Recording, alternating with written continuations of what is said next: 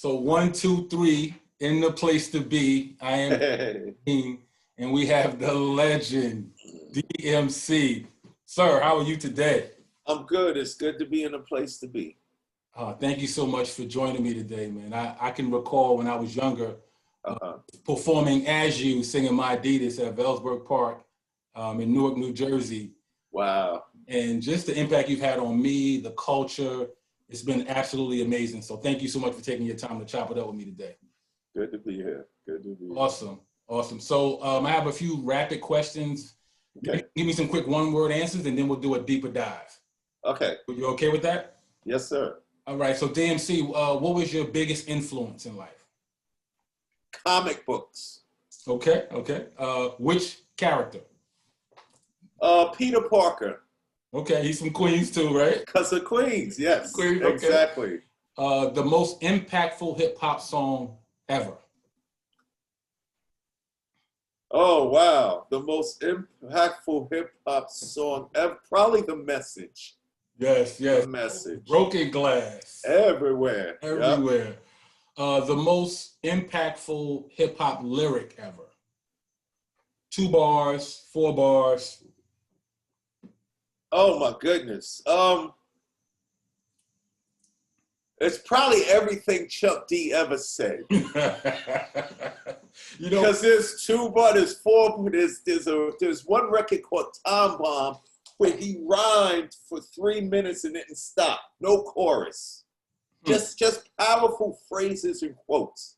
So all the bars of Chuck D, yes, called Tyson. You go, ooh and I want to jump in my car. People treat me like Kareem Abdul-Jabbar, no matter who you are. When I'm up the par, I bet you go hip-hop, hooray or rah. But the eyes and oohs is my kind of news. Pop your tape in, put the car in cruise. I never heard the booze. I never drank booze. Yo, it's crazy. And he just goes on for a minute and then it stops. It's called Time Bomb.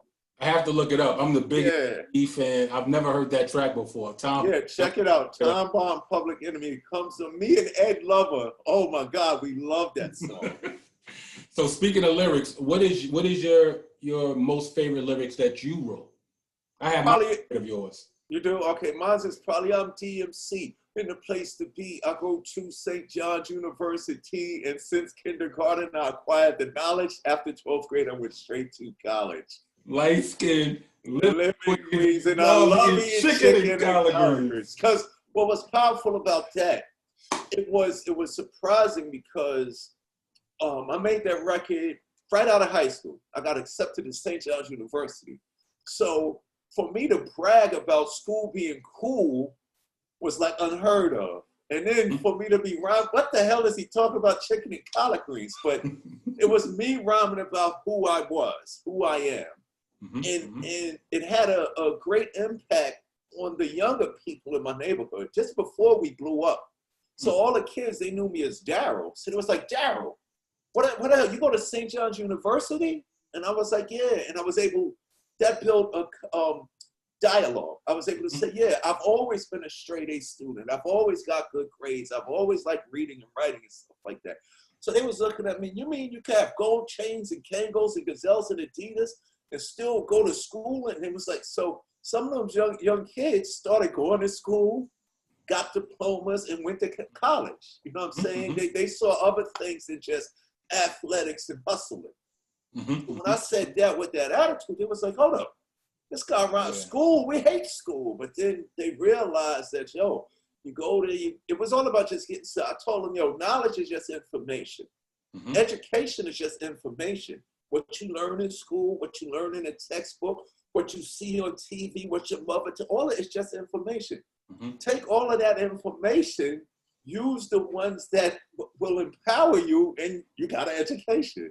So for me, it was those lyrics because it just resonated across the board, especially from our communities. Everybody knew chicken and collard greens. You know what I'm saying? So it was a way of me connecting with these people, you know, young and old, without having to be overly dramatic or controversial. I was in Newark, New Jersey when I first heard that Sucker. I still remember where I was when I heard the Sucker MC's beat.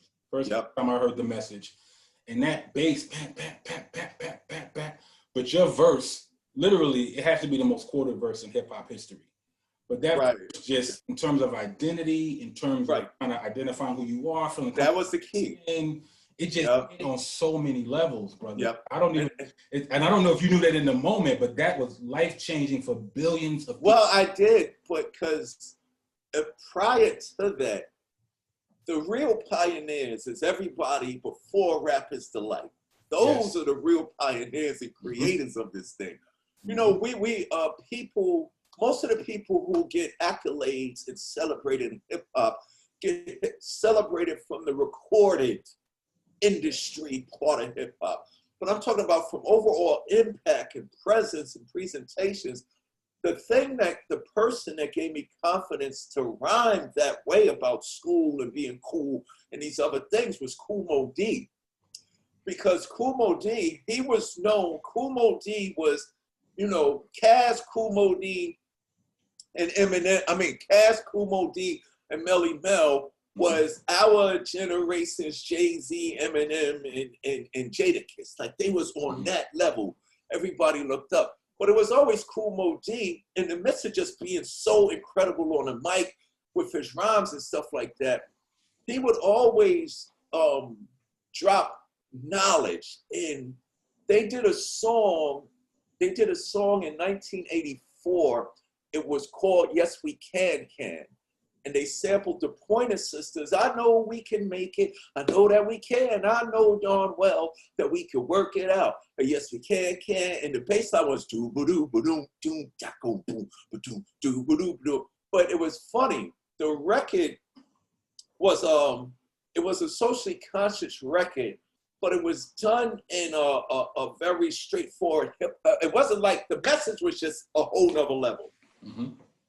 The Treacherous Street did this record like a typical rap record, but it was Moe Dee. The record opened up evil, destruction, tax deduction, price inflation rocks the nation, and unemployment is on the rise. It's hard to find a compromise, but if it lasts like this for a long enough time, won't lead to nothing but a higher level of crime. So we say, and then they went into all of the things that was going on in society, in the communities, from joining the army, stick up kids, education, poverty. It was just a brilliant record. And remember, back in the days, when the groups would rhyme, there was always a partner record where each member would get to go for their own bars, where they would break it up. So if you was listening to Furious 5, they would rhyme together, but then you would get to hear Mel alone, you would get to hear Scorpio alone, Raheem alone. So when it was time for Moe Dee to do his part, where he had his, 12 or 14 verses, he hit me with something powerful. Like, I known him as Kool Moe Dee, the guy he didn't want to battle. But then he said something that when I got my opportunity to get on that microphone, I knew I had to carry on legacy and responsibility. But in 1984, Moe Dee said, 1983, it might have been 83. He said, once a nobody from the neighborhood, I took a hop to the top because I knew that I would excel over the rest because I make progress. I don't consider it luck because I'm not blessed. I got my life all together, love the way that I live, go to school, know I'm cool and I think positive. But then he said, it's all right to have fun, lots of pleasures and joy, but it's a brain that separates the men from the boys. I was like, whoa. And he probably was only, 18 or 19 years old?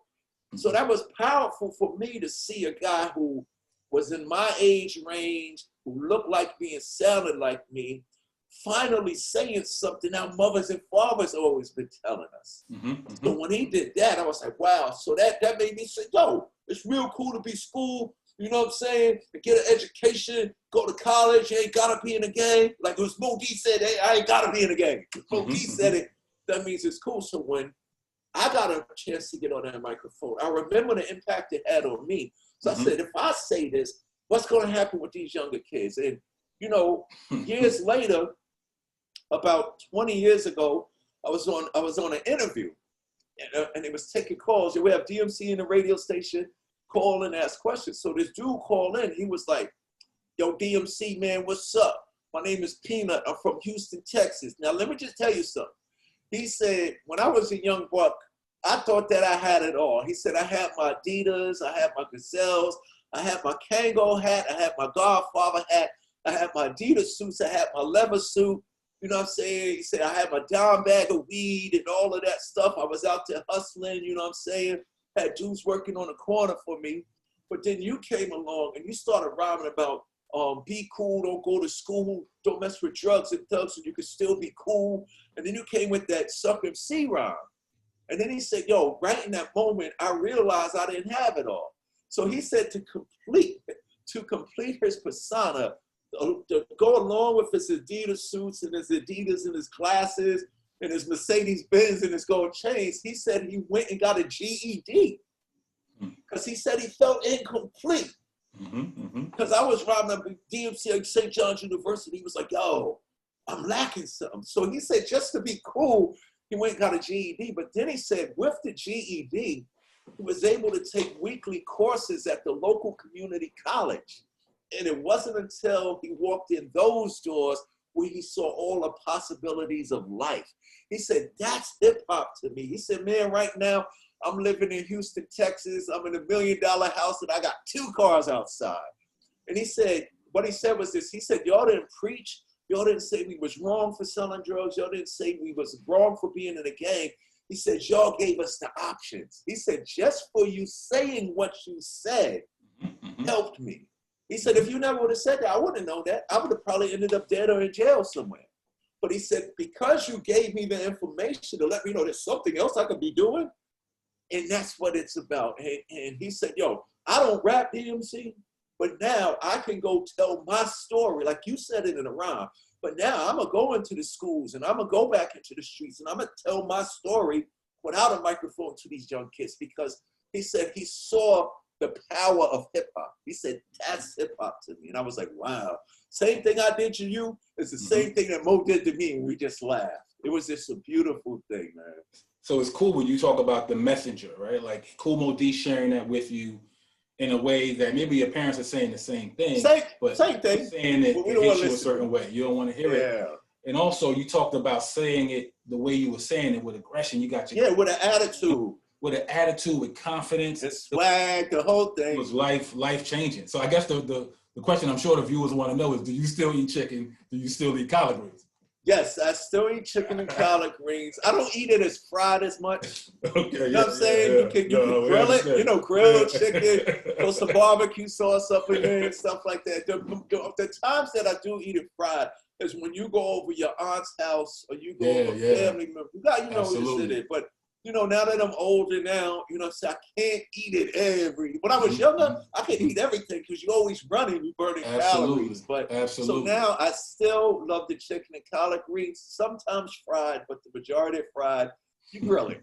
You get the same enjoyment out of it. Yeah. Nice. So when you talk about continuing the legacy of Kool Moe Dee and all the greats that came before you, you see the current state of hip hop. I currently have issue with MCs who promote private jails, but are sending their kids to private schools. So I'm wondering what you take on the current state of hip hop, what you see, where it is now, and where do you see it going?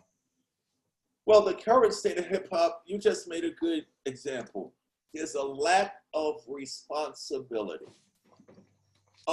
It's like they rhyme about all of these harsh things, but you live in a gated community. You're not in the hood, and it's like you left the hood. You're making millions of dollars off of these hood issues, but you're not pouring that money back into the hood. It's like when Chuck D said on Shut 'Em Down, I like Nike, but wait a minute, the neighborhood puts some money in it. These corporations, you got to give up the dough to my town or else we got to shut them down. The problem is this, it's a lack of responsibility. It's not about censorship and freedom of speech. I can't say what you can't do, you know what I'm saying, free, whatever. But this is more about genocide and homicide. And what I mean by that is this hip hop thing is different from all forms of other forms of entertainment. Per se, the excuse used to be, nobody chased Bruce Willis and Arnold Schwarzenegger for their violent movies. I said, if you're going to use that excuse, get off the microphone, get out of hip hop, go be an actor. It's different. You know what I'm saying? So the problem is this. You can rhyme about a gun. You can tell a story about what happens when a gun comes out. But the very next record has to be about not really using the gun. So you can rhyme about a strip club. Strip clubs exist. But the very next record should be about fully clothed women, sisters, mothers, aunts, and uncles who wear full dresses and carry briefcases and run companies. You know what I'm saying? Christmas time in Hollis, Queens. Mom's cooking chicken and collard greens, rice and chuffing at your aunt. You know what I'm saying? You need to rhyme about the single mother in your neighborhood who raised 5 kids by herself. None of them went to jail. They all went on to college and had good careers. What's happening now is people are using negativity as a false sense of power. And we in the Black communities and the Latino communities and even the white communities, we allow people to abuse our creativity to use it for their own purposes. When we gotta understand, when you say something on that microphone, you have more power than the preachers, politicians, and the parents, the 3 Ps. So I'm not gonna come at you and say, you can't rhyme about drugs and stuff like that. They gotta understand, when you rhyme about a drug, you're worthless to our culture if you can't communicate these situations in an educated, creative, innovative way, such as Melly Mel did on The Message. A child is born with no state of mind, blind to the ways of mankind. God smiling on you, but he's frowning too, because only God knows what you go through. And that's one thing we understand. Hip-hop never judged the drug dealer. Hip-hop never judged the gangbanger. We don't know what their lives are. Like, this is, it's spiritual, it's emotional, it's deeper than psychology. You know what I'm saying? We're not mad at the drug dealer. We're trying to tell the drug dealer, you don't got to sell drugs, my brother. You could do this. And kids don't get it. Kids don't understand. The younger generation don't understand that. You know, Africa Bambaataa in the Zulu Nation, if we say Planet Rock, which was a phenomenal record. If you put Planet Rock on right now, it's better than 99.9% of all the rap records out. Rock, the Planet Rock, the Soul, Sonic Force, Mr. Biggs, Pow Wow, and MC Glow. We emphasize to show we got, nobody can even spit like that. So I hate when people say the old school was corny. No, now y'all are corny, because y'all ain't even, they were so futuristic. But the Africa Bambaataa in the Zulu Nation was one of the biggest street gangs in New York City. None of their records was about the dirt they did as street gangs. So now, it's like Ice-T said, controversy and negativity sells. Violence and the X-rated movies, all that sells.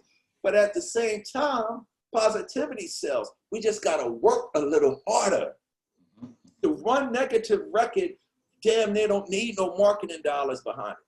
You know what I'm saying? So for one negative record, we got to make 50 positive records to stomp that noise out. What's happening now is it's easy to be successful here in America. President Trump, it's not just about Trump. Trump didn't bring this problem. Trump is proof that this problem exists in all the upper echelons of the things that control everything. So for us, we knew that, okay, we're gonna make this record about my Adidas, right? So there's a responsibility. I don't want kids thinking, I gotta have Adidas by any means necessary. Because truth be told, when the hustlers got money, the first thing they do is go buy some new sneakers. But you forget about the young guy that got the same amount of sneakers as the hustler, but he worked 3 jobs to get it. See, in my neighborhood, there was the drug dealers that always had the new sneakers. But my friend Douglas Hayes, he had 2 jobs. He worked at the old folks' home and he worked at the supermarket. But he had a gold chain and 4 pairs of Adidas too. But nobody knew he was working. See, the other people that knew he was working. Now it's just easy. Let me just be an ignorant, illiterate, disrespectful fool. I can make all this money. I don't care what people think about me. And a lot of people are right. You're not a role model. No, you're not. Of course, it's the parents' jobs and the people around it. But you have a responsibility. Why? Because you're always on TV. You're always in front of a mic. So there is a lack of responsibility by the people who are in these places of power back then, and especially at this time, but they don't raise a finger. They don't raise a finger to attempt to change somebody else's situation. Another example is this. I hate the term gangster rap. Gangster rap record. No, a record about gangbangers is a record about gangbangers. That same rapper could make a record about collard greens and going to school and sneakers too. Scarface is an example. Scarface. I was just going to say, mind playing tricks on me. He wasn't saying praise me because at night I can't sleep. Lord help me, I don't want to do. None of these drug dealers and gangbangers want to be drug dealers and gangbangers. But none of our artists, none of our creators has the balls to show them that they don't have to be, because it's cooler to be ignorant, so-called hard, powerful, and disrespectful. So today's hip hop lacks the responsibility. And like I said, this is not about censorship and freedom of speech. It's about saying, okay, I'm gonna make this record about the streets. And then I'm gonna make the very next record that I want to play. Is another thing. I want to, okay, you could play my record about going to the strip club and sipping lean. You know what I'm saying? Drake has enough power to say every time you play this party record, then the same hour you gotta play this record telling these kids too. But nobody does that. See, KRS-One, when I got into the business, I remember KRS-One said, yes, I want the money, I want the fortune, I want the fame, I want to fly on a plane. But KRS-One said, my first responsibility before I start doing my negotiations is to my audience. And if that is, you will never die. You know what I'm saying? So it's a lack of responsibility. We knew we had to be responsible because Kaz, Mel, and Mo, and Bam, and all those guys were responsible.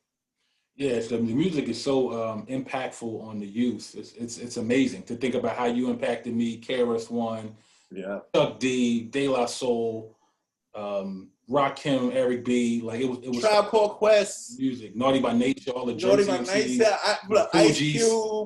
Ice Cube. You know, yeah, people don't realize Ice Cube, when NWA broke up, Ice Cube left LA. Mm-hmm. People don't know. Who did he come here and team up with? He came in and teamed up with the Bomb Squad. Bomb Squad. And put out America's Most Wanted, a phenomenal work of art. Like very when he was deep music. When he was with NWA, it was just, bitches, hoes, and F the police. Mm-hmm. When he did America's Most Wanted, he took it deeper to explain the situations economically, politically, and socially that causes these guys to pick up the AKs. When he was in NWA, it was just AK, shoot them up. That's exciting. Wow. It'll sell 10 million. But then once he got the attention of the 10 million people, he said, let me explain to you why all of this going on. This is why I have an attitude. Exactly. This is why I have an attitude. Yep, exactly. So we're going to switch gears for a second. Yeah. There was some recent happenings in the Jam Master Jay case. Rest in peace. Yes. I remember where I was when he passed. I remember where I was when Scott LaRock passed. It was, yes, man. Scott LaRock, rest in peace. Yeah. So, I mean, what was your fondest memory of JMJ, and what was his impact on our culture? All right, it's two things. Before we when me and Ron made It's Like That Suck Seeds, we didn't have a DJ yet. Okay. Yeah, we were just going to make the record to get the record played on Mr. Magic or Red Alert. Okay. Awesome too. You know, the destination wasn't to be big showbiz people. Make your song, if Magic play it, I made it. So when we made It's Like That Suck Seeds, you know, we had a record deal. Mr. Magic played us. We didn't know the record was going to start getting popular. So once the record started getting popular, Run's brother Russ was like, yo, y'all need a DJ. Y'all going to start doing some shows. And Run was like, man, we didn't think about that. So what Jay did for us, prior to putting Jay in the group as a DJ, there's early pictures of me and Run out there before the fortune and fame and all that. We were all over the place. We wasn't coordinated. You know what I'm saying? I was wearing my grandfather's tuxedo thing. Matter of fact, in the early days of Run DMC, Run was wearing Adidas. I was wearing Pumas. Oh, wow. I was rocking. I gotta Pumas. find that pic. Yeah, I gotta find you with the Pumas. With the blue Clydes.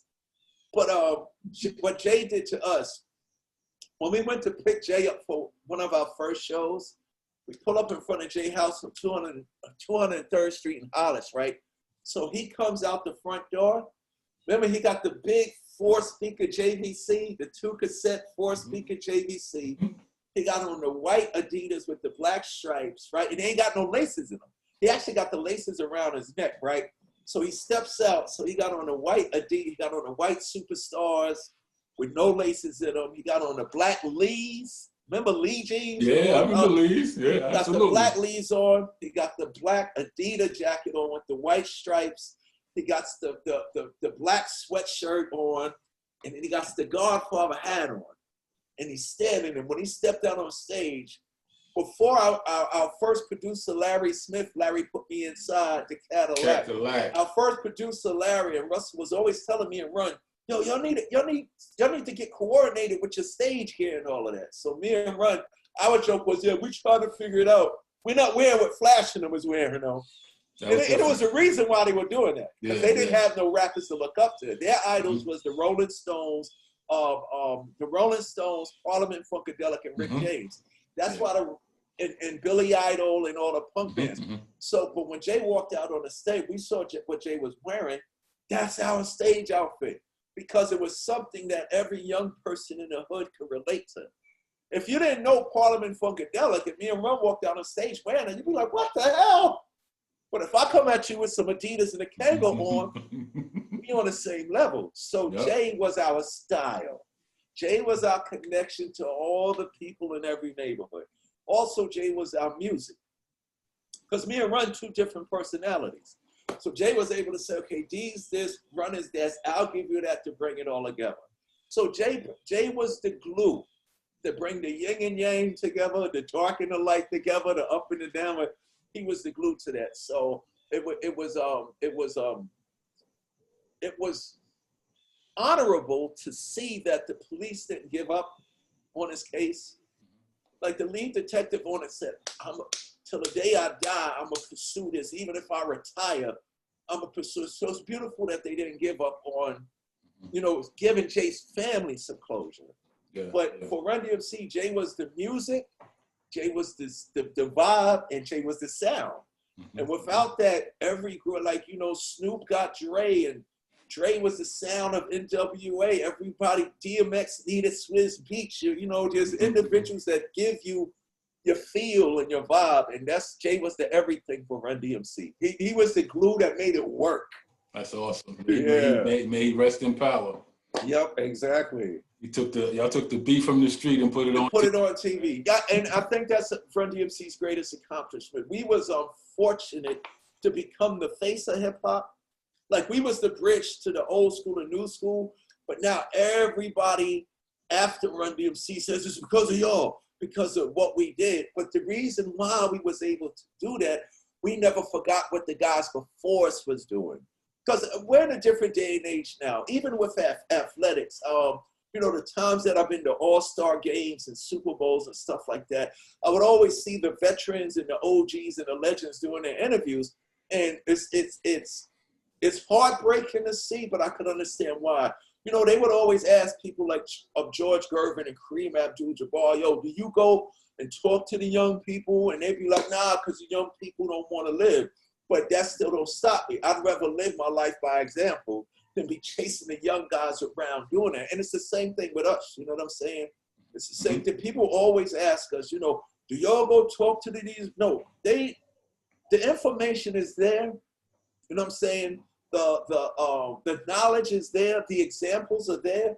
It's up to them if they want to do it. It's one thing being a great celebrity, but it's also a better thing to be somebody that did something for everybody that ever saw you, heard you, or came to your show. That's an important piece because, I read, and you can go a little deeper into this, you talked about the fame and fortune not really fulfilling you as a person, right, going through bouts with alcoholism, suicidal thoughts, depression. How do you recommend folks get out of that dark or those dark spaces? How did you get out of it? Right. What's your recommendation for others? Well, the first thing that happened to me was, this was in 1993, and it kind of was like a wake-up call.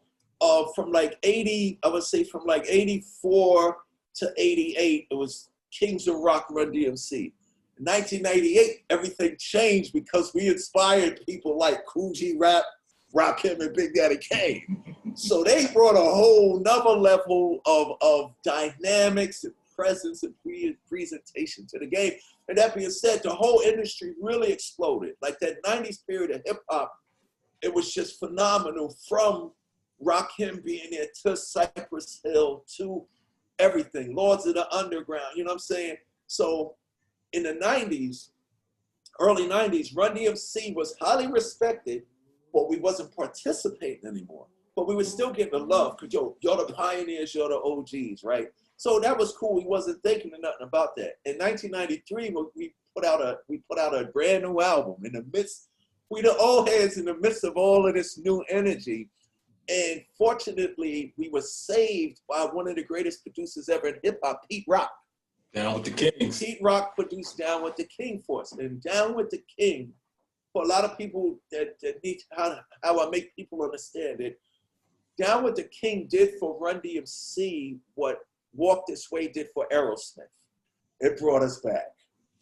Pete Rock, he hates when I say this, but he saved our career. So now it's in the 90s, we the OGs, you know what I'm saying? We back on the charts, we back touring, we got one of the hottest records in the streets and the hottest video ever. For our video shoot, we just sent out, yo, we're doing a video. Everybody came. So imagine how that felt. Right then and there around that time, something came over to me. Instead of being happy I'm back, I got depressed. And I didn't know why, but what had happened was this. I want everybody who's going through something to understand, unless you are all right, mentally, physically, emotionally, spiritually, unless you are all feeling good about who you are, what it is that you're doing, and more importantly, everybody that's around you, unless you're all right with that, things is going to start falling apart. And that's what happened to me. What I mean by that is this. It's okay to have a destination. It's okay to say, I'm going to make these records so I can get money. Okay, if you can do that, do that. But understand, are you going to be as enthusiastic about that energy when it don't happen the way that you want it to happen? So for me, when I started doing these raps, so I was just doing it because I loved it. And Russell and the label decided to put me out, so some people liked it. You know what I'm saying? It got to a point where what I was doing because I loved to do it, it was very successful. But then when I started worrying about what other people think, when I started worrying about other people's directives and ambitions, I became more concerned with everything out here instead of everything in here. So where once was, I'll make a song, I sell platinum, I get a hit record, I get some money and tour and get on the radio. People outside that saw that, and it could bring them some of the mentions, was telling me stuff. Yo, D, you need to have a hit record. Yo, D, you need to be on the radio. Yo, D, you need to sell records. No, all I need to do is be happy. But then I was like, yo, maybe I do need to do. So that pressure started making me look out, once again, out. I'm worried about everything outside of here. But everything that I need to be successful and okay is in here. I just didn't pay attention to that. So if I'm paying attention to everything outside of here that I think I need to be right with, I'm going to start looking for things out here to help me cope with that. So my coping mechanism became Old English 800. Jack Daniels and Jim Beam became my best friend. So I fell into the thing where regardless of what it looked like, what it feels like, what's going on out here, as long as you're good in here, everything will be all right. And I didn't realize that till I got enough courage to say the most powerful thing you can do for yourself is not self-medicate, go drink and get high, or do anything to suppress your emotions and feelings. The most powerful thing that you could do is say, I need help. So the first thing I did is said, I gotta get help. It's not weak. It's not soft. You ain't a punk. You ain't a sucker, male or female. The most powerful thing that you can do is admit that you need help. It's not a weakness to say that I'm weak. Matter of fact, it's a strength. And I went to rehab and I went to therapy.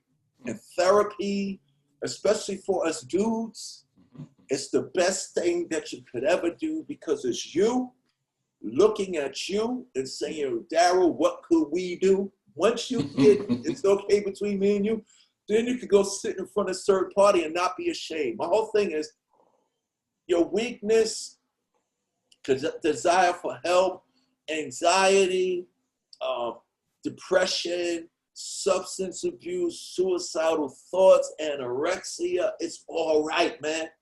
It's okay. It's just feelings. You know, I can't get mad at you if you say, I'm feeling kind of hungry. You're going to go get something to eat. If you wake up with a toothache, yo, I feel like something going, you're going to go to the dentist. Right now, I still wear my glasses. When I was in second grade and knew some mommy, I can't see the blackboard. She wasn't ashamed to take me to the eye doctor. I was wearing glasses. Even now, I got contacts in. Both prescriptions is getting kind of different because I'm in my 50s now. I'm not ashamed. I got to go to the eye doctor to get another prescription. If you're feeling some way emotionally, if something's going on with your mental, there's nothing wrong with saying, yo, I need to go get some help for my mental issues. Yeah. So my whole thing was I had to get to the point where I didn't feel guilty or ashamed of what I was going through. Now, did you hit bottom? What forced you to hold the mirror up and have that by yourself meeting? Oh, I was in Las Vegas, and at this time I was drinking fifths of Jack Daniels and Jim Beam by myself. Excuse me. By myself without chaser. Like literally sitting there with a fifth of Jack. And just, and when I went to therapy, I was diagnosed with suppressed emotions. I had all these emotions that I was afraid to approach and address. And I hit rock bottom in Las Vegas. DJ Hurricane from the Beastie Boys was doing a New Year's Eve party. And he said, yo, D, come out, I'm gonna pay you some money. You come out, do a couple of Run DMC songs to bring in the new year. So I went out there and almost drunk myself to death. And I sat there and said, yo, this ain't getting me nowhere, because I started to realize, okay, I feel good when I'm drunk. But when the high wears off, the emotions that I was feeling, they still there, and now they're even worse than ever. So that's when I said, okay, they can. I had to get to this point. They're gonna say I'm crazy. They're gonna say I'm a drunk. They're gonna say I'm weird. They're gonna say I'm psych. I had to say I don't care what people's gonna think about me. I need help. And once I did that, everything fell back into place. Awesome. Also, son of Byford, brother of Al. Band is my mammy. Runs my pal. It's McDaniels, not McDonald's. These rhymes are Daryl's. Those burgers are Ronald's. I ran down my family tree, my mother, my father, my brother, and me. Those were the most powerful words, because that was my identity. It wasn't, yes, I'm the king of rock. Yes, I got your walking and swaying your Adidas. But the most powerful thing for me is I'm McDaniels, man. I'm son of Byford, Ben and Alfred. Like, that was power for me, man. So when you found out that you were adopted, how did you work through that? That was one of the reasons that all of the suicidal thought, like, I didn't know what was going on, all these emotions, you know, it was something going on here, you know what I'm saying? It was a traumatic revelation that definitely, that made me want to jump off the roof even more. But then I had to think about something. I was like, wow, Byford and Banner, man, they gave me everything that I could ever want. Roof over my head, every school that I went to, I went to Catholic school my whole life. So from kindergarten all the way to St. John's University, my mother and father worked every day, took the money they were working for to pay for my tuition. So when I saw that, I was like, man, that's my mother and father. This is my mother and father parent. The revelation of being adopted was just another chapter added to my story. Because now that means there's 2 other people, might be other brothers and sisters. So mystery is very scary. So part of me drinking was not want to address that. I don't want to offend my mother and fight for the band and this and that. I'm afraid of that over there. And every time I would think, should I go look at that and pursue that? And regardless if it was traumatic or if it was a horror story, I had to get to the place where, and I want everybody listening, whatever's happening to you doesn't define who you are. But as great as things can be, even the bad things is part of your story. So the void that I felt when Down with the King came out, yes, I'm King of Rock. Yes, I'm the son of Byford. Yes, it is. I'm also an adopted kid that was a foster kid that got given up when he was born. Those emotions from that situation was always a part of me, and it was time for me to address those things. So one of the things that helped me down that, like I said, when I went to rehab to stop drinking is where I discovered therapy. It was in therapy after, and what was good about my rehab, it wasn't one of those places where they say, okay, you're not drinking no more, go home. It wasn't that. They make you stop drinking, and when you're ready to go, no, sit your ass back down, young man. We gonna deal with the real issues now. The drinking was just a cover up. And it opened up all of these truths. It brings out your truth. So I had to approach the truth about, yes, I'm son of Byford, but I'm also this kid that was born up in Hamilton Heights by this lady named Brasina and was given up at 8. She gave me up at 18 years old to give me a chance. If that never happened, and it's all part of purpose and destiny. If you're fortunate, like the greatest thing for me is I'm not in jail, I didn't OD, and I'm still alive. So that means somewhere along the way, there were some accomplishments, not just by me, but by other people put in my life. A lot of us think, I was put here to do this. Yeah, but you wouldn't be here doing this if it wasn't for the people that was put here to get you there. So for me, it was a whole thing. Okay, let me take a step back. King of Rock, yes, DMC, Daryl McDaniels is the devastating mic controller. But who the hell is Daryl? The guy that makes all of this possible. That's the most important key to all of this. And these emotions are common. It's not just common with me because I'm an entertainer. The same problems I got is the same problems the bus driver got, the teacher got, the plumber got, the UPS man got. It's all the same. None of us are different.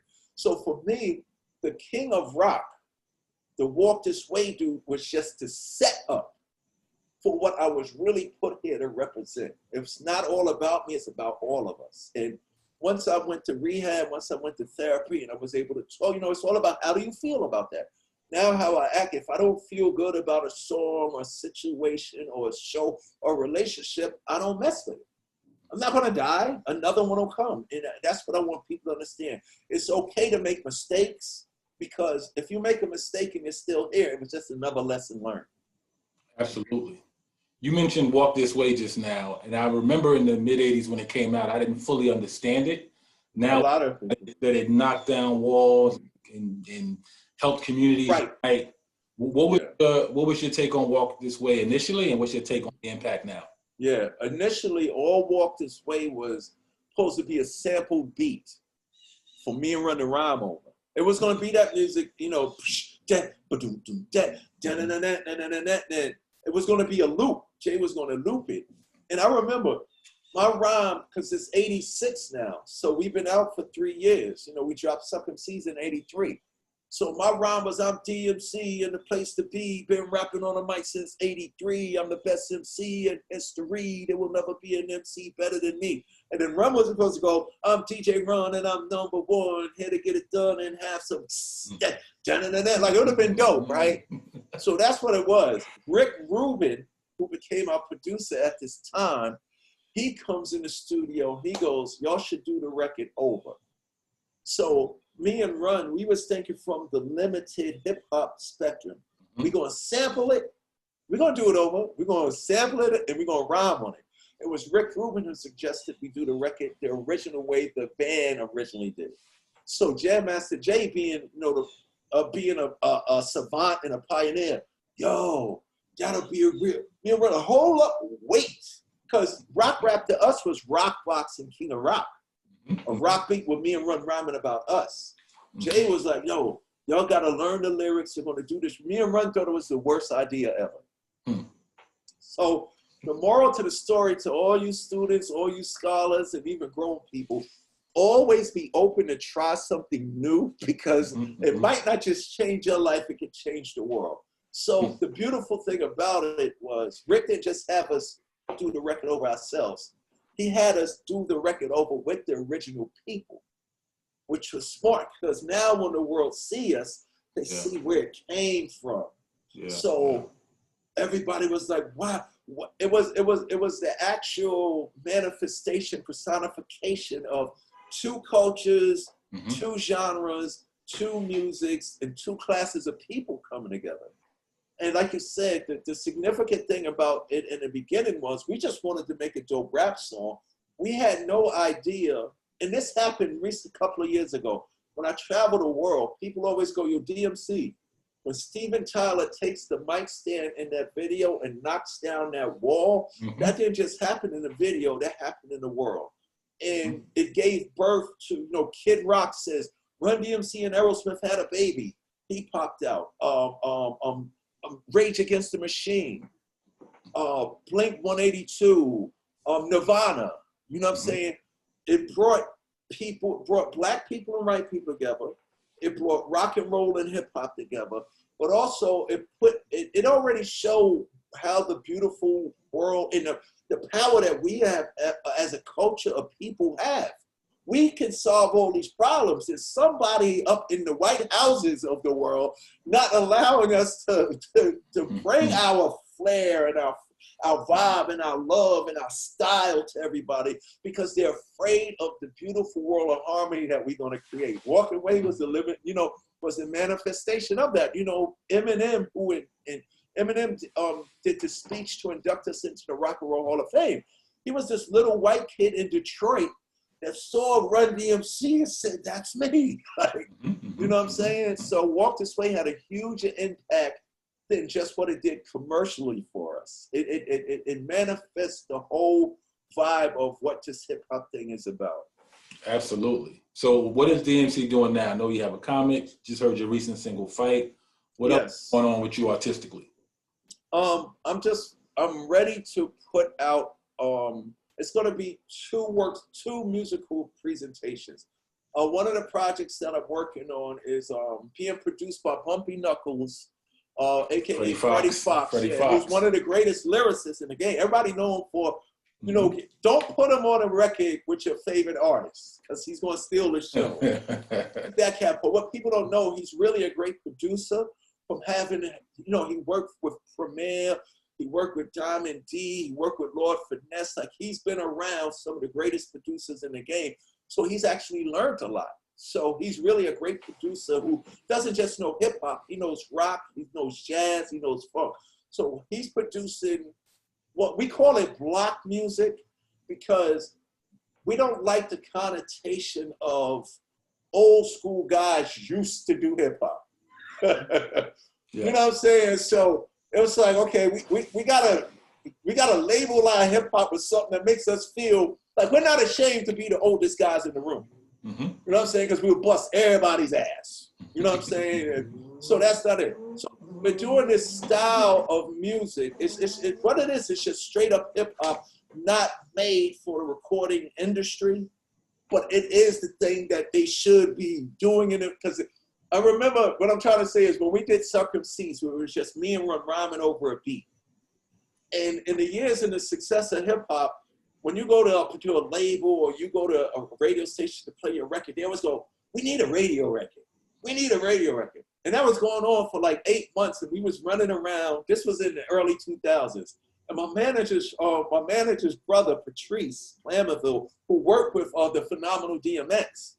So we in here trying to, like, you don't look at Bruce Springsteen funny when he comes to play a show. It's not old Bruce Springsteen coming to play a show. It's not old Bruce Springsteen putting a new record out. It's Bruce Springsteen putting a record out.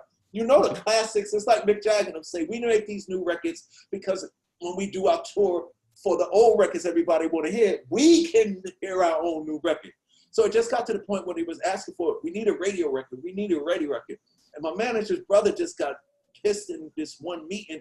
He said, shit, Sucker MCs was a radio record. It was so deaf that you had to play it on the radio. And the guy, he couldn't answer to that. You know what I'm saying? Yeah. Sucker MCs was just 2 years ago, friend. It was, you remember that record played. So we're just making these new records. Fight came along. Fight was actually a record that we made months ago before the George Floyd event. But when the George Floyd record incident happened, we said, yo, we need to put this out now. Hip hop is always prepared. So Bumpy Knuckles is producing this album that we call it block music. It's music that's being done in the basements, in the attics, in bedrooms of all of these blocks. That it's not a Hollywood music presentation. It's, yo, what that kid on the corner is doing. So we want the young people to be inspired to, yes, you look up to Drake, you look up to Travis Scott, you look up to Kanye, but you can do something that's gonna bust their ass. Like, you know, Jonathan, I'm the king of rock. I'm not the king of rap. Me being the king of rap is too low on my totem. So we're making all of this, me and Bump is creating new music that is generationally relevant. When I'm rapping now here in 2020, you can relate to it because you're 16, I'm 50, but it's the same situations. So it's an enthusiastic cry that we have the power as journalists, writers, we as creatives. You know, the rapper's job is important, but also the educators, the playwrights, the poets, the movie directors, the script writers, we all in the same boat where we control our own destiny. And then the other project is called DMC, but that manifestation, because Daryl Makes Comics is my comic book company. DMC, Daryl Makes Comics. This the other album I'm working on is me trying to live up to my King of Rock reputation. And what I mean by that is, it's called DMC. It's DMC the album, but it stands for Dynamic Musical Collaborations. Okay. Dynamic Musical Collaborations. So I collaborated with Ice-T, Chuck D, Bumpy Knuckles, Joan Jett, Sammy Hagar, Tim Armstrong from Rancid, Dave Navarro. So it's me collaborating with my favorite punk rock, classic rock, and alternative rock and hip hop artists. So those are the two musical things coming out. Now also, finally, it'll be out top of the year. I'm doing a kids book. Okay. For kids, kindergarten to 5th grade, K to 5. That's a demographic. I started speaking at high schools and middle schools. Like, you know, I visit colleges, but what happened, I would go to these colleges and speak, and then the college professors and teachers would say, "B, you need to take this to the high school." All right, introduce me. So I went to the high school and did it.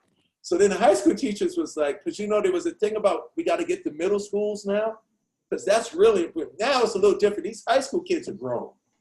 So now these teachers said, nah, let's get them at that age now. You know what I'm saying? Because people are more highly advanced. They're highly advanced from a technological standpoint, but it's always been that way. When I was 18 years old, rapping to everybody 18 and higher, little kids 9, 10, 11 would hear those Run DMC records. So that little 9-year-old kid, by the time he was 16, he was highly advanced like I was at 18. So my whole thing is, it's no such thing as a generation gap. It's an information gap. The OGs like me gotta kick it with the young G's to trade off our ideas so that all the presentations is impacting everybody across the board. So I wanted to do things that the message, Mom Playing Tricks on You, OPP. OPP was a record about sex, but it was done in a creative, innovative way, artistic way that wasn't derogatory or disrespectful. So what I'm basically trying to say, when you go see Stevie Wonder, you're not seeing old Stevie Wonder, you're seeing Stevie Wonder. So I want to remove the ageism out of the dialogue, because as long as we have ageism, what it does, it works both ways. A lot of us old heads don't want to hear the old young people because they ain't saying nothing. And a lot of the young people don't want to hear the old people because they think we don't know nothing. But here's the problem. The young people forget me and you was young too. So everything these kids is doing at 10 and 11, 12 years old, they forget that we did that too. So we know all the tricks of the trade.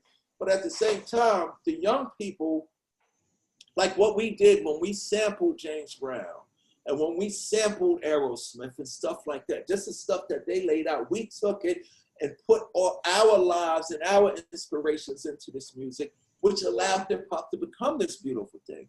Those are the things that's missing. So without me running around complaining about why I don't like hip hop and why you don't like hip hop, I'm going to do something about it, because I connected with the kids in the Bronx. I went to speak at Grover Cleveland High School in the Bronx.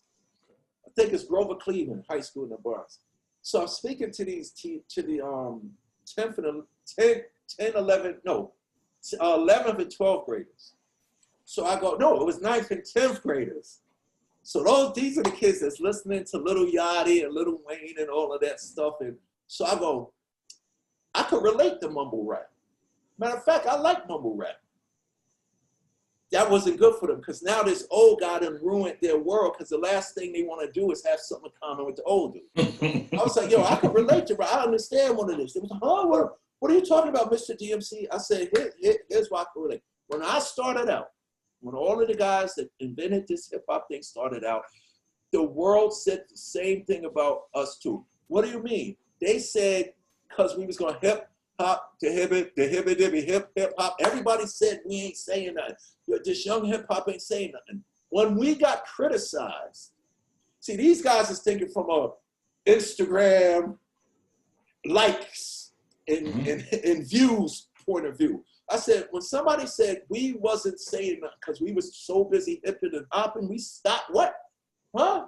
And we pulled out pens and papers and we created works of art from It's Like That, Planet Rock. I said, Tupac isn't worship in hip hop because of the trouble that he got in. Tupac wasn't worshiping hip hop because he got shot and killed. Tupac is worshiping hip hop for two reasons. What you talking about? Dear Mama and Brenda Had a Baby. And they was like, yo, that Dear Mama record is phenomenal.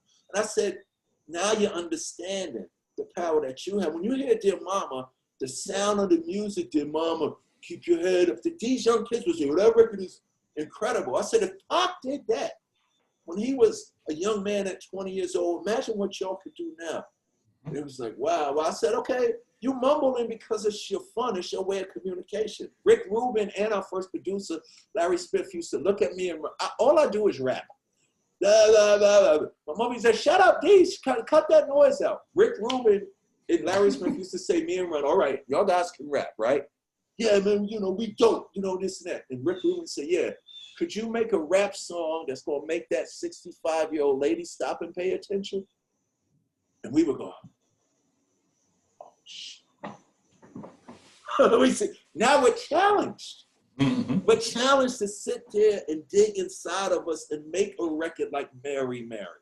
Or make a record, it's tricky to rock a rhyme. You know what I'm saying? We challenge for those great, when you look at Tretch from Naughty by Nature, all the songs that he made, there was underlying elements of not having a father and being homeless and all of that. But he presented it in a beautiful way to make everybody understand that. I don't want, me and all the real pioneers before me, we don't want hip hop to be like it was when we was doing it. We want it to be better than what we've done and what's going on now, because it can be. And once the young people see that, okay, number one, y'all making so much money right now.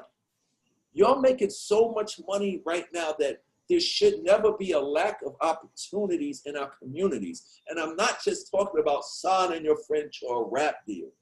I'm talking about taking some of that money and we start opening up our own businesses.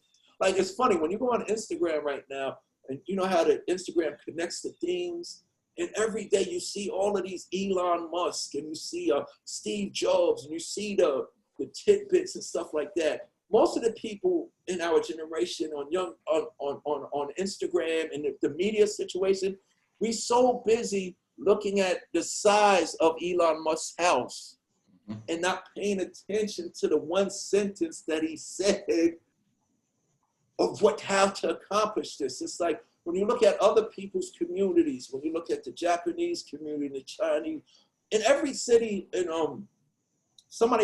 we had a big discussion about this. In every city that I go to globally, even when I go to Germany, there's a Chinatown there where these Chinese people are getting together and they working to open 1 store, 2 store, 3, down they buying real estate, stuff like that. We had a point where Chuck D said, Chuck D was 21 years old. He was the oldest person on a tour in 1988. It was, check this line out, Run DMC. Okay. Jazzy Jeff and the Fresh Prince. Big shout out to my man Will Smith. EPMD. Ooh, EPMD. Public Enemy. Okay. And Eric B. and Rakim. Now look at that diversity right there. We was, I think we was in Hampton, Virginia at the Hampton Coliseum. We done moved out of the clubs. We playing Coliseums now where the athletes play. And we was all, yo, what's the good thing about hip hop? And everybody was like, yo, Running Them got us getting sneaker deals. And Running Them got us making movies. And Running Them got us doing these big tours and stuff like that. And we getting money. And Chuck said, nah, the most powerful thing about this hip hop is our opportunity for communication.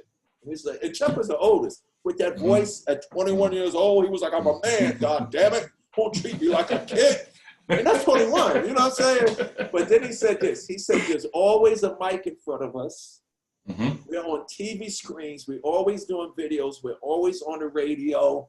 We're making movies now. We're in advertisement. He says, here's our chance to be victorious. So that's the thing that the OGs is trying to. Melly Mel didn't have to make the message.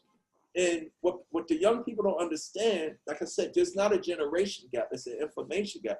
When Melly Mel said, it's like a jungle sometimes, it makes me wonder how I keep from going under.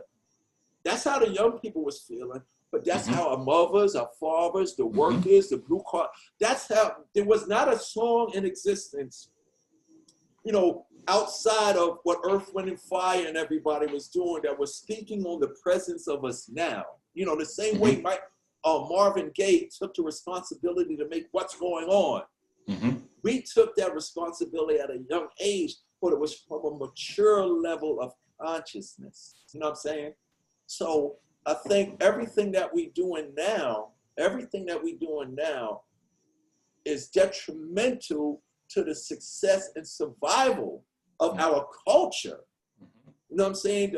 Hollywood will take, and this is good for marketing and communication majors too, anything that is culturally relevant to a people or a nation will get diluted, polluted, and destroyed once it's commercialized.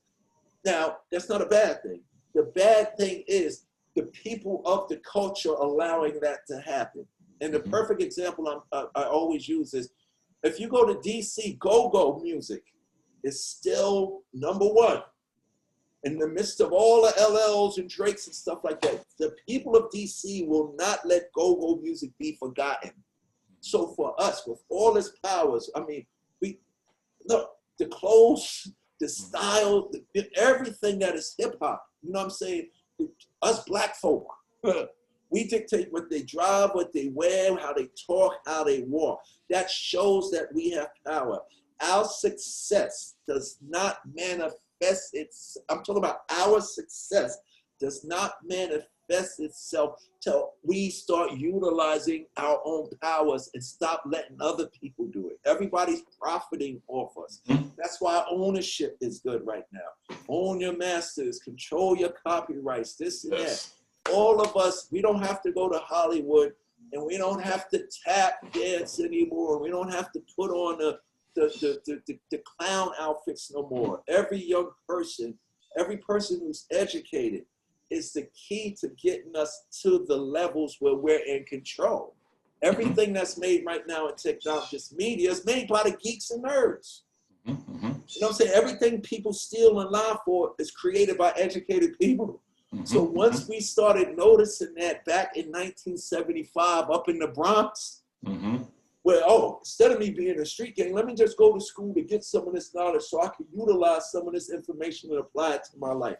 I think that's the whole essence of hip hop. Hip hop isn't just about the rappers, but it's become that because, you know, if me and you go in for a group and you better than me, these labels is going to say, leave DMC, we want you. You know what I'm saying? Now that's cool, but here's how we got to start doing it. You got to go, it's like Nelly did. Nelly was like, yo, okay, I'll sign as a solo group, but you got to give my boys a deal too. He could have said, I'm out of here and just been Nelly. No, he made them do a deal for his crew. So once we get to these places, that's the thing that hip hop has always done. It elevated us all. So awesome. So a few quick questions and then I'll get you out of here. Thank you so much for your time. But the most interesting place you've ever performed and a place you haven't performed that you would like to perform if you haven't touched every stage in the world. Yeah, the most interesting place I've performed was definitely Live Aid. A lot of people don't know when Bohemian Rhapsody came out, the Freddie Mercury Queen story and stuff like that. A lot of people that knew was like, you know, I started reading stuff. Run DMC did that too. Hip hop was in the building. But it was 1985. We were so young, they didn't think we was going to be around another 3 years. But it was beautiful to be called and to be a part of that. And this goes to people that go through depression and anxiety and worry and stuff like that. When we walked out on that stage of Live Aid in '85, I'm talking about we did Tina Turner, The Who, Mick Jagger. So imagine that. We these little kids with our little turntables and stuff like that. We got booed. There was boos there. It was boo. Nobody believed it. We could have ran off the stage and just been over. We just went out there and did what we did.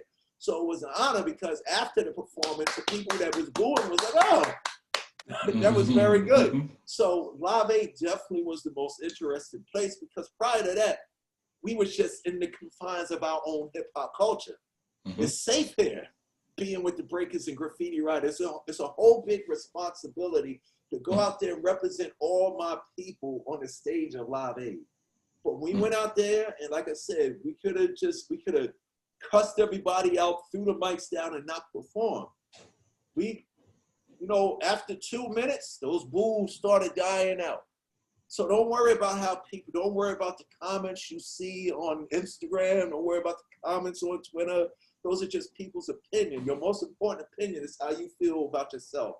And to answer the last question is to South Africa or Africa. I've been to South Sudan though, which was crazy. I went to South Sudan with a former boy soldier who was, the story is crazy.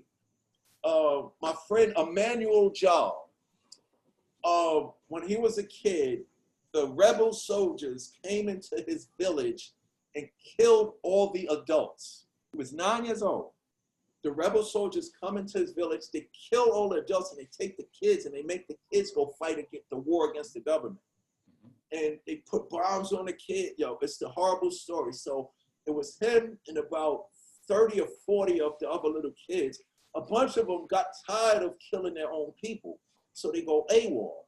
The problem is when you go AWOL, you really by yourself because now the rebel soldier is going to kill you for leaving if they catch you.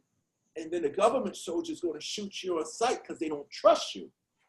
You know what I'm saying? Even if you're coming up to them, they're going to think you got a buck, so they're going to kill you. Yeah, so yeah. Wow. When him and these young kids was doing, when the rebel soldiers would go and loot a town, they were going after them and eat the scraps and all of that. But there was never nothing left. So I went from 40 kids to 30 kids to 20 kids to 15 kids to 7, because they're dying of starvation. So we just, this is the craziest story ever. And he's been through hell, but he's the most eloquently gentle soul you ever speak.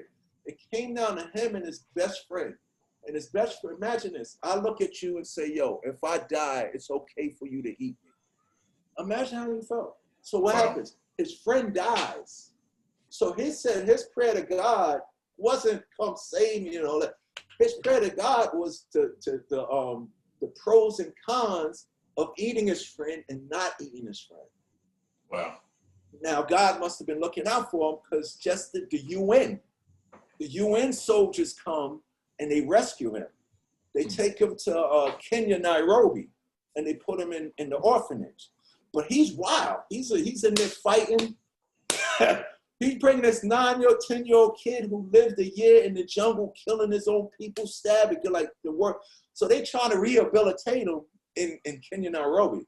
So one of the counselors, this is a true story, it's powerful too. One of the counselors is a young dude, 18, 19 years old. He playing hip hop. He playing Public Enemy, Tupac, Naughty by Nature, Run DMC. So little John goes, what's that? What's that? He said he didn't know what the hell we were saying, but he felt something. The counselor go, yo, this is hip hop. He was like, I like that. So the counselor's smart now. He said, yo, if you start doing better in school, stop fighting and all of that, I'll let you hold this tape. Right away, model student, just to hold the tape. So he goes from not knowing nothing to straight A's and graduate high school. He goes to college, what a boom, bang, bang, bang. So when he finally makes it, said, man, I've been through hell, and it was this hip hop thing that inspired me. He takes it upon himself to become a hip hop. He became a hip hop artist for the people of Sudan. So he could make songs, not pointing fingers. He could make songs in a hip hop way to make them stop fighting and just live a better life. Man, this guy went on to perform with Celine Dion, to perform at Nelson Mandela's homecoming party, like a whole story. And he said he just heard Run DMC. He said, I'll never forget it. Run DMC, PE, Naughty by Nature, in Public Enemy. It made him go, whatever that is, I want to be there. And that's a great story. Positive vibes. I've been to South Sudan, but I definitely want to go to more places in Africa. Awesome. So DMC, it's all about, what I'm hearing from you is that the power of the word, right? Understand the impact of the word. One of the biblical verses that I subscribe to, Ephesians 4:29, and it states, make sure the words that you share are to build and not destroy. Wow. Words that you shared with the world, how they've impacted me, how they're going to impact my scholars. Right. I just, when I hear you talk, it takes me back to growing up in Newark, New Jersey. Oh yeah, man. Thinking about those kids in Hollis, them kids at St. John's, the kids at Montclair State, Ramapo, I've been, and you're these kids' favorite rapper. Right. And to do what you've done and the impact you've had on the world. And it's interesting because beyond the non-athlete sneaker deal and the gold and first platinum, the fact that you are sharing your energy and vibrations with the world is phenomenal. So I have to. Thank you fortunate for doing that, man. Because you don't do it. You could have got lost in the fame and fortune. You're actually saying, the fame and fortune was this, but my life and my meaning, my life is so much bigger than that. Exactly. It's a phenomenal story of redemption and power, and I just salute you for sharing that today. Thank you. Thank you. Well, we all in this together, man. That's what I always say. Well, if I'm doing something with the foster kids, if I'm doing something with the adopted kids, if I'm going into the group homes and the juvenile detention centers, it's about just letting them. It's just about letting people know, young and old, because we all go through something, that they have the power to correct everything that's wrong in their lives. I think that's important. So as a wrap up, you see the I am, I will, I'm willing to share, because it's all about identity and goals. So who are you, DMC? What is your I am and what is your I will? I am all of the Avengers, because I'm a big comic book fan.